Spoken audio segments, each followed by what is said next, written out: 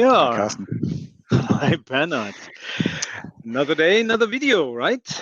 Correct. So, we have optimized the disk in the previous video, but now we want to talk a little bit about if the image or if the disk that we just, created and optimized works, and also talk a little bit about the golden image creation, because you probably want your applications to be run in your desktops, and you don't want to install it on every desktop individually. So I think you will probably go for a golden image, and we'll try to simulate that. So Carsten, you're the master of ceremony. So I think you're going to create a sample or golden image VM. I on will. your But Okay. so we are at step Mm, 3 in your how-to Mhm. overview, and let's scroll down. Mhm. We have nicely done some documentation here. So Yeah. we first, for a golden image, we need a VHDX file with our operating system and some applications. We already have that downloaded from the Azure Marketplace, right?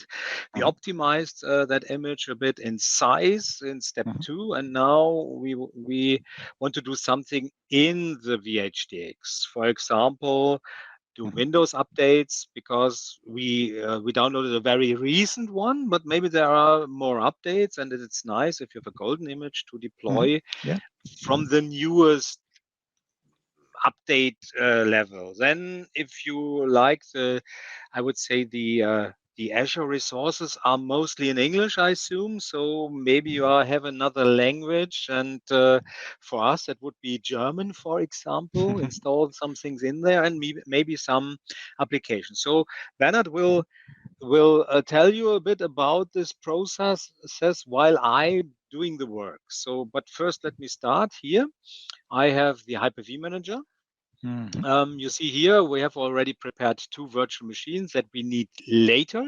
Little bit of a shout out. This will be a storage spaces direct 2-node cluster for our user profile disk, but we will do that in a later video. So I Later. take another host. Keep calm. Keep calm. I'm very calm. So I have to create a virtual machine, Mhm. and let's say it's how would we say it? It's a golden image. Golden image, or like, give the operating system. Maybe it's like a Win11 golden image or something that you just know, what it is, or which operating system it is. We do golden Okay, image, and Carsten is it's going to create probably a generation 2 virtual machine and place it on the cluster shared volume on his cluster node. yes, I will, but I take another pass. Mhm. No, let's first do it here. It's a golden image. Yeah. That's okay. So it's a generation 2. Mhm. Yes, we will do something in the machine. So we give it some memory. Yeah. We 2 have to gigs is connect it. right. We will download maybe some stuff from the internet, like the updates. So therefore, it would be good if it's connected.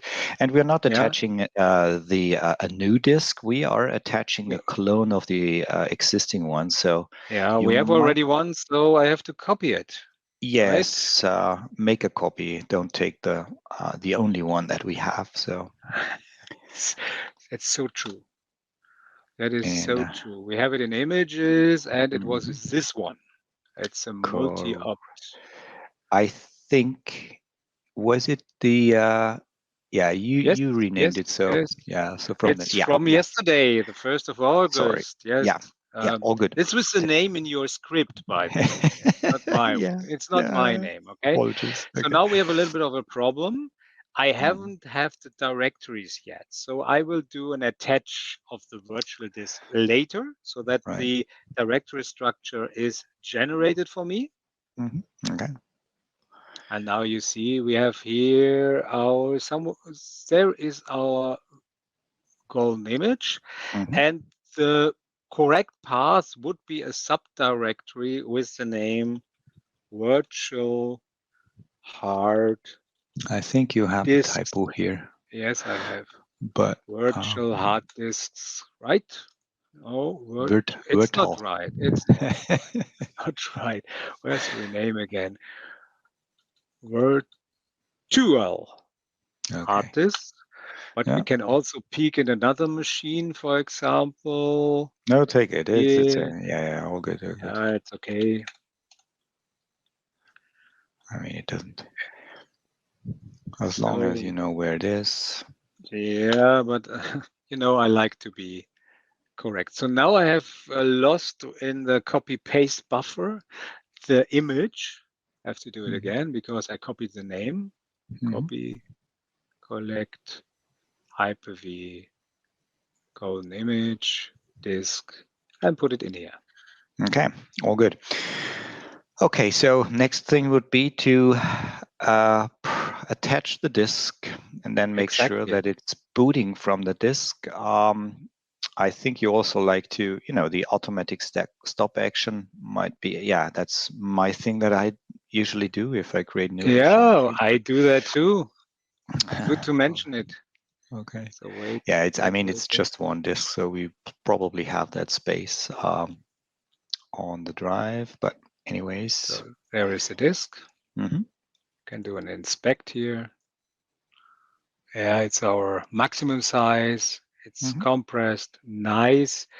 So the save action, why is it important? I don't know if we mentioned that last time. I think we did in the previous videos, probably when it came to the section of, having a lot of virtual machines on your system, like, for example, when doing a VM fleet, and to have, you may be surprised then how much space they need. If you have the save option, you need to reserve, the amount of RAM it is. And for the save action, right? So the amount of RAM will be reserved on the cluster shared volume, and if you go to the limit, you may not have the space to.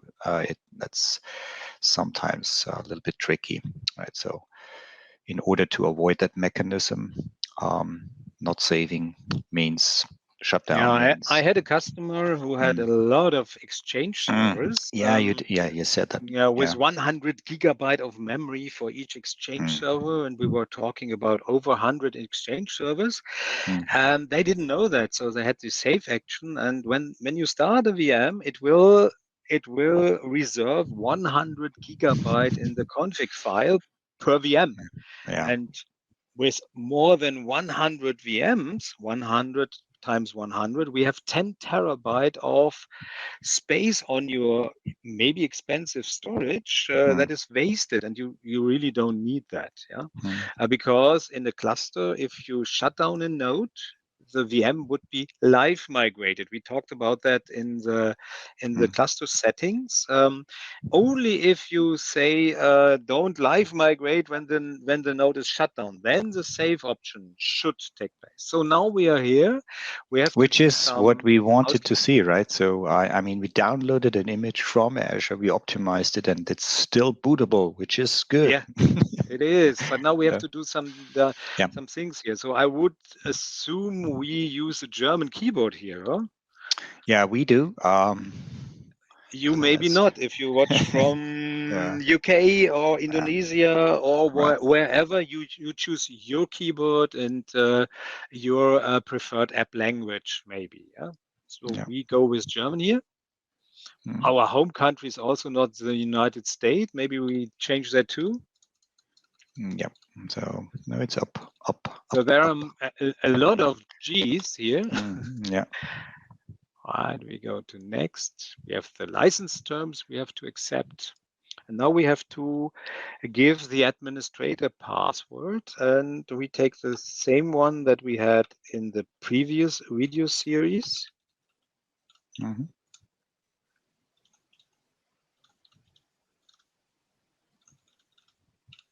So Carsten has even changed the application language, but I don't think it will display directly in German. No.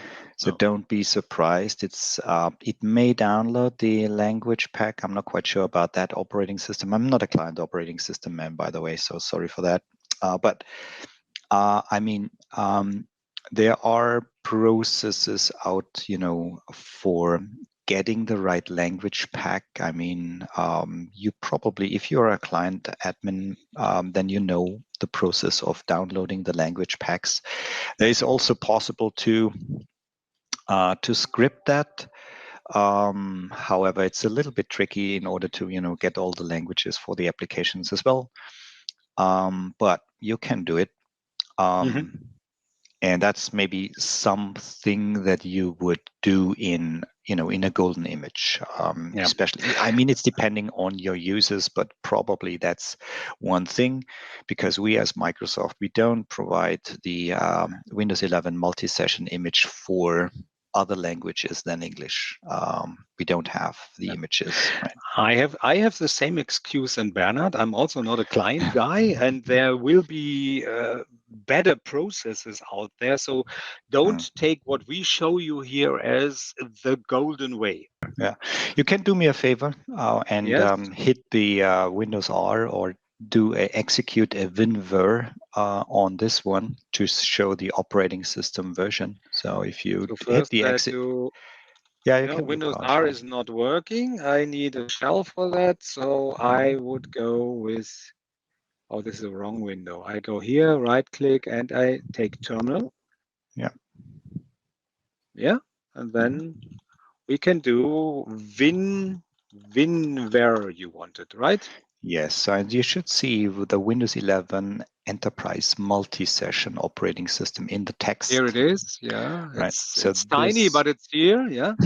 Yeah, this is what we want to see, right? So this is the thing that's only allowed to run either in Azure in AVD or on HCI with AVD, right? So these are the only two options at the moment when we took that video to be allowed to use that operating system. Okay. Exactly. Don't use it on your physical desktop, right? No, not good.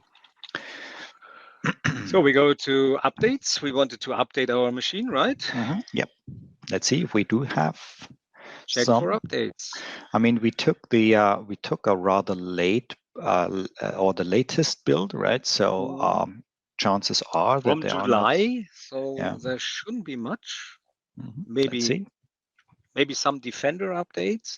I don't think there is a cumulative update out yet in August, where we have not a second Tuesday of the month yet. It's actually the first Wednesday of the month, I guess. I gave the machine network connections. I configured the correct VLAN. We use VLAN tags here, so it can connect to the internet. It has a DHCP address, and here you see there is something there. Okay, so while it's downloading and updating, maybe let's talk a little bit about what people would do with a golden image, right? So, I mean, you could install applications in there, but we need to do a Sysprep after it, right? So if your application is not supposed to survive or work after a Sysprep, don't do it, right? I mean, make sure that your application is, surviving a Sysprep. A Sysprep is used for generalizing that operating system so that you can do multiple clones of it. And sometimes not every application supports it, right? Even if you are installing a lot of apps from the Windows Store, some of them are sort of personal apps, so they land in the personal store. And these ones are most of the times conflicting if you do a generalize, right? Because a personal installed app is not a general available app, right? So that could be, that's an area of conflict. I mean, there is tons of content out in the internet regarding Sysprep issues. So, start small. And there's, which means you may have to iterate through and test it. Yeah, so it's the image providing dilemma, right? So, I mean, you can put things in the image and then you'd only do it once in the image and then you clone it. Or if that's not possible, you need to, use usual software distribution mechanisms like config manager, for example, in order to get your version, your application onto the onto the machine after it has been installed, right? And you may have to update it. So different approaches still valid, right? You have to figure out, either way what works better for you in terms from a pragmatic, from a time-consuming thing, right? There is one thing that could help you in doing the iterative approach, like checking if the Sysprep works, and then if not, go back to a previous state, which is snapshotting, right? I mean, you have the Hyper-V feature for taking a snapshot of your virtual machine at a state in time, and then come back to this specific state. For example, if you figured out that the stuff that you just did is not good, and you want to revert back. So Hyper-V, even with HCI, still does support taking snapshots. And I'm not using snapshots regularly for production systems, but for images, I'll do. And that's just one thing to mention here, if you're new to Hyper-V. There's another thing I'd like to mention, which is I have put you a link in the private chat window. If you could open it, it's not an official Microsoft, or it is. I just recognize, so even better. So if you can click on the link in the private chat and open it. Yeah, but we need it here, right? You want to show it to people. We want to show it to the people, which is talking about optimizing these desktops. And there is a tool out there that could help you with optimizing this desktop in order to get shorter logon times, because you may have things in that operating system that not everybody needs. Some folks out there, did write a tool which does that optimization work. They have counted some numbers of performance gains, how fast you can log on, or how many more users you can host on that stuff with or without the tool or after running the tool. So it might be worth having a look there in order to squeeze most out of it. To be honest, I haven't played with it, but it might have some concepts that you should at least be aware of, that there is something that you could try out if you want to optimize it, right? It's talking about disabling stuff that's not needed. It's talking about removing stuff that's not needed. And feel free to go there and have a look. Okay. Looks very nice, but as always, it's there is more to it than just running the tool. Right? Yeah. You saw here important information before running the tool. Yeah. Read through that, and there are JSON files if you want to. Yeah. That's nice. Yeah. It's looking easy. Yeah. You see here, cool. Yeah, I like it already.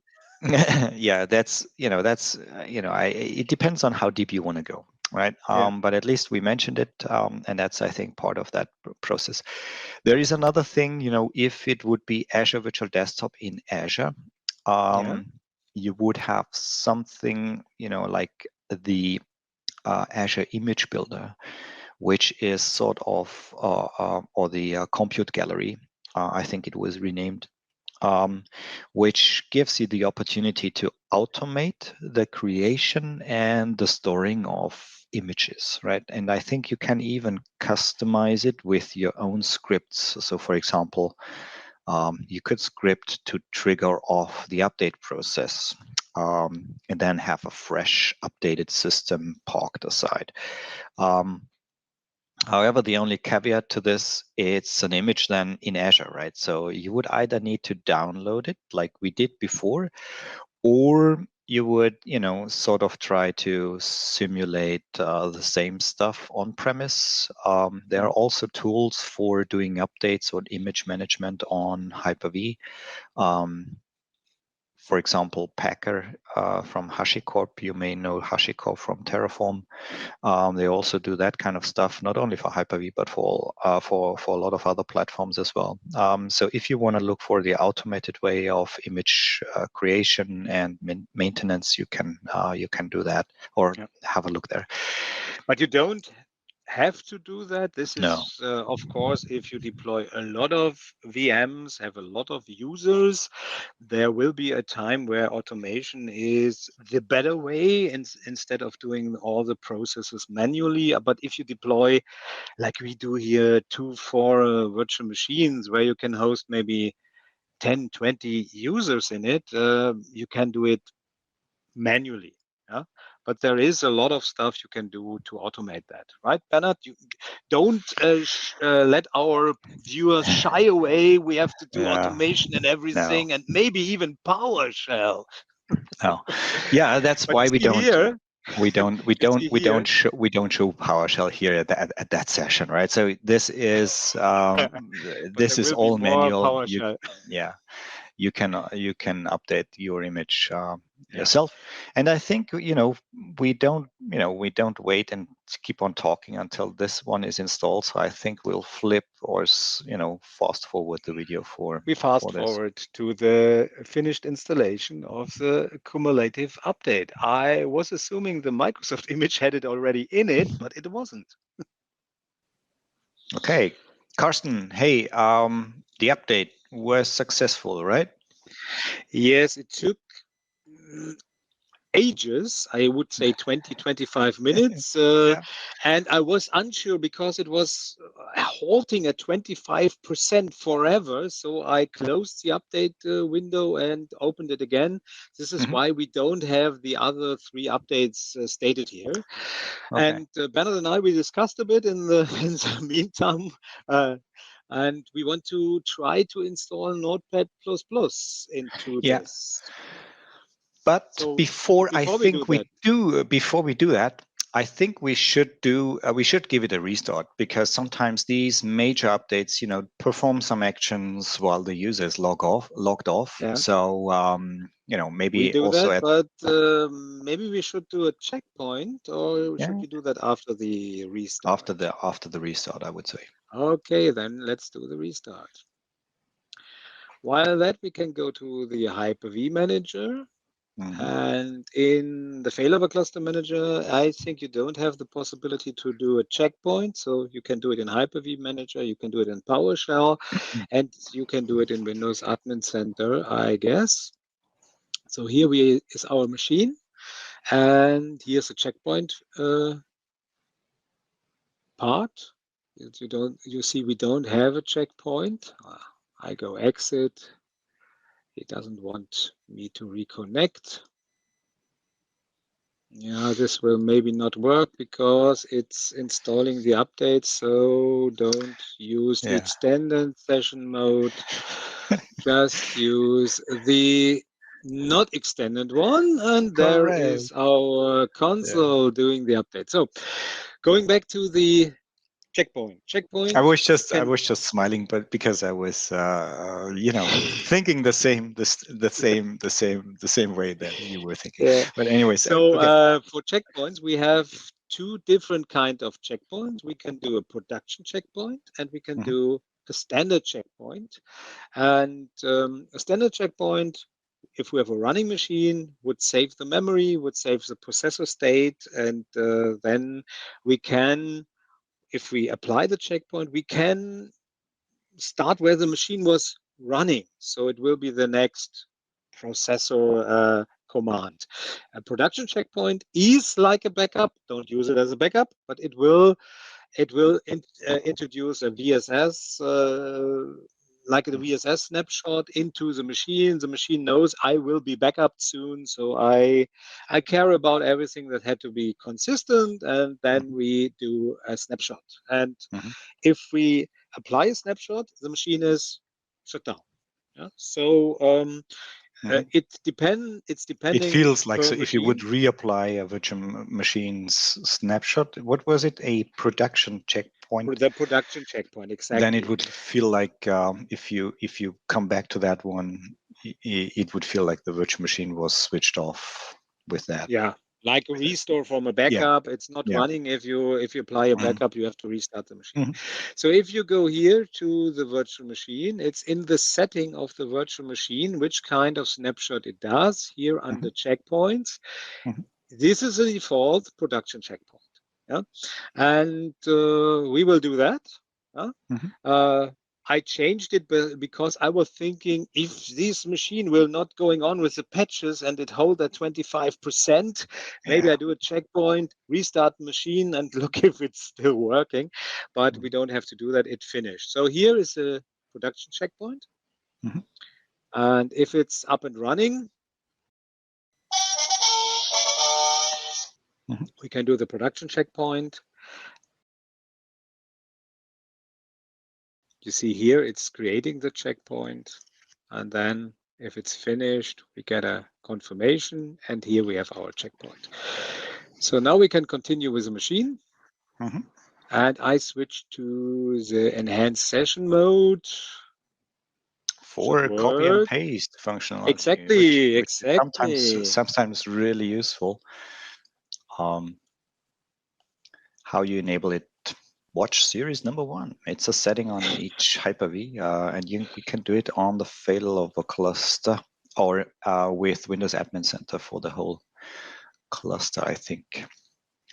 So now we decided, before doing the Sysprep, we decided to install Notepad++ to try it out as an application. And the link is in the private chat window, Carsten. So if you take that one, it's rather easy. I will. And Notepad++ is one of the tools you probably know, which is a good text editor or code editor. And there was a Happy Users edition. I was tempted to use that one. But we go with the latest one. Yep. No. This is maybe... Why should I do this? Here we go. It's an installer, right? We don't want the portable thing. We want the installer. Or we go with the installer. Come on. Yep. So I have the installer twice. I open... Here we see in the download, so we see it's 4 megabyte. That's not too much. So I go to copy. I go into my virtual machine. I start a file explorer. I don't want to drop it on the desktop. So let's do a temp directory that's not here. It is here. Come on. Oh, there's already some stuff from Microsoft in the temp directory. Wonderful. We have it here, and now we run the installer, right, Bernhard? Yep. Let's do it. So now we have the problem, which language? Should we choose German? No, I mean, it would be consistent to what you were trying to do, right? Next. Here, installation type. Drop down. Minimal. Oh, minimalistic. Okay, we go with minimalistic. Okay. Shortcut on desktop. We do that. Yeah, updates is sometimes, you don't want to have the updates to be done from each individual user. You might want to do that on the image space. So sometimes you may want to, check if deselect the updating functionality from the applications. But that's, your decision here. Okay, so now we do something else. We have to Sysprep this image. Of course, if you want to install more applications, do that. Correct. But we will not. This is just our example application. We have also Office in there, so we have enough to show application-wise later. Yep. So now there is a very important Sysprep, and Bernhard told me that. And it is here in the documentation, right? Correct. So the Sysprep tool is for generalizing that operating system to make it able to, to make clones out of it. And the Sysprep tool is in System 32. And you would call it with these parameters. So the first one is out-of-box experience, OOBE. The next one is generalize for making this clonable. So it would remove the IDs that are specific for that installation and, tell the operating system the next time you boot up, generate new IDs. Then you would do the shutdown option because you want to sort of don't do any changes after the thing, right? So you need to copy the data, the VHDX file, away from it. And then there's an important one, which is the mode VM, which tells the Sysprep.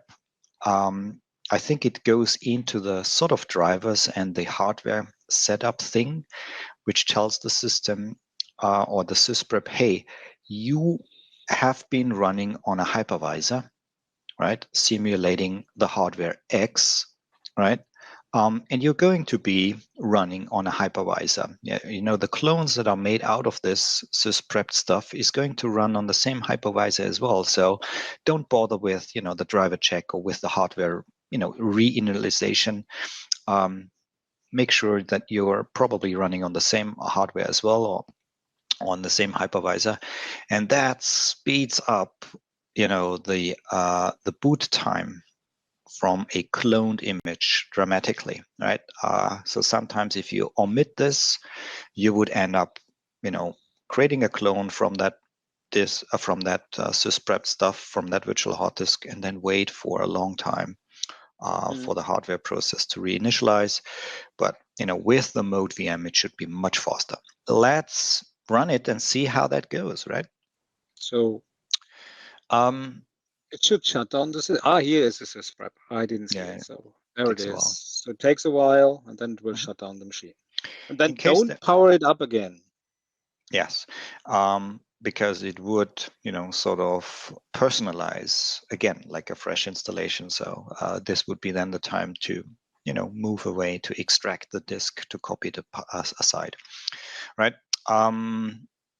Yes.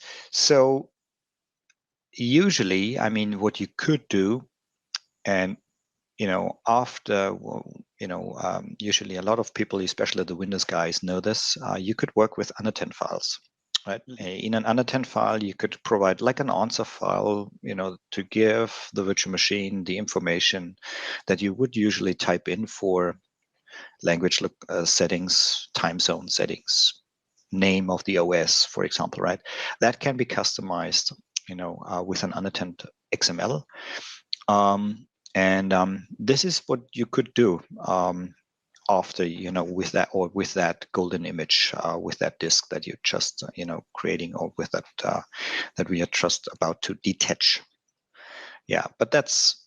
Let me just check if I have a. That's the plus part. We just wanted to do AVD and not how to do AVD. Yeah, with an unattended all file. through and optimize it and so on. There are a lot of ways. Yeah. Okay. Now our machine is shut down, is Sysprepped, and we can go on, I think, with our series, or?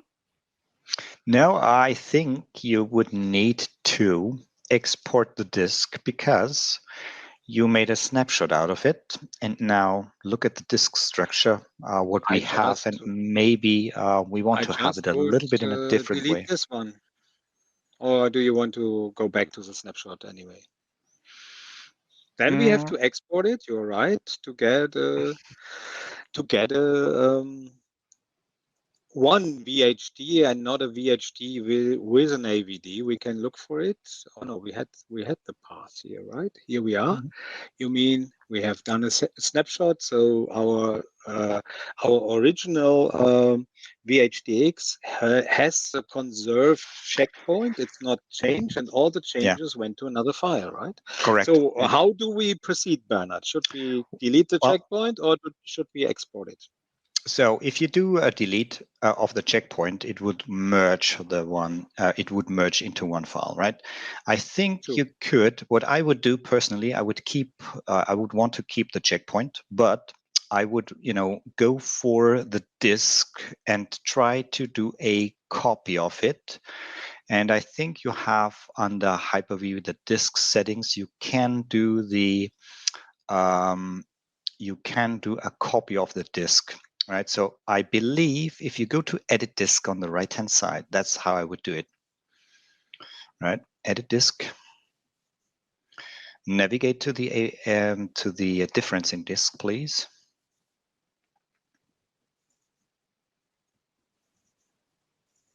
Yes, select the one, do a next, choose action, do it like a cop or like a merge. Yes, please, because we want to merge it back to the parent. Next. Then do a new virtual hard disk. Now be sure to give it a name that we know to use one more time, right? So that would be our I'm just golden thinking image, where I right? place it. Yeah, it was there. Mhm. But should I put it here? Yeah, you could do, but it would be like, you had it in your collect folder for the images. There I would do I it, right? know. I know. Because Because it's it's our new golden correct, image. correct. We can do that. Images. And then And we let's do say this. custom or golden image, like, like just that we know. Sysprep Tool. Yeah, that's okay. Okay, Huh? sounds good. Okay, let's see if that works.